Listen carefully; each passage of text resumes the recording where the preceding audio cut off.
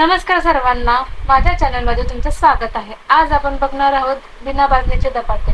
हे बघा कसे एकदम कडक मस्त असे झालेले आहेत। चला तर बघूया मग। पहिले लसूण, मिरची, आलं यांच्याशी एकत्रितपणे पेस्ट करून घेतलेली। हे बघा अशा प्रकारे पेस्ट तयार झालेली आहे। त्यानंतर अर्धी वाटी उडीद डाळ मस्त अशी लाल होईपर्यंत भाजून घेतली। अर्धी वाटी जिरे, ते पण लाल होईपर्यंत भाजून घेतलेले आहे। दोन्हीही थंड झाल्यावर त्यांच्याशी एकत्रितपणे पावडर करून घेतली।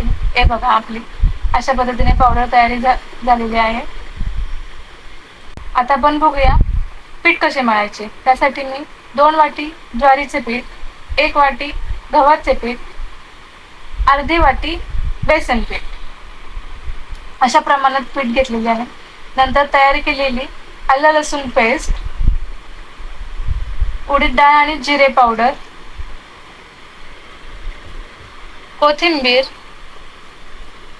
मीठ चवीनुसार, लाल तिखट, हळद आणि पाणी टाकून मळून घ्यायचे आहे कणिक।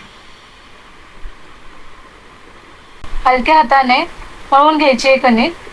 हे बघा अशा प्रकारे आपली कणिक मळून झालेली आहे। त्यानंतर मी एक मऊ सुती कपडा घेतलेला आहे। अशा प्रकारे धपाटे असा गोळा करून धपाटे हळूवारपणे थापून घेतलेली आहे।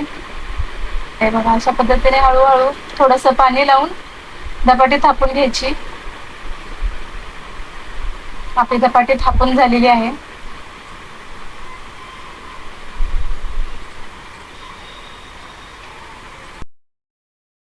नंतर तव्यावर आधी तेल टाकून घ्यायचं म्हणजे धपाटे चिकटणार नाही। असे थापून धपाटे आपली तव्यावर टाकलेली आहे। पाणी टाकून कपडा काढून घ्यायचा। नंतर थोडंसं परत तेल टाकून 5 मिनिट मंद आचेवर धपाटी भाजून घ्यायची।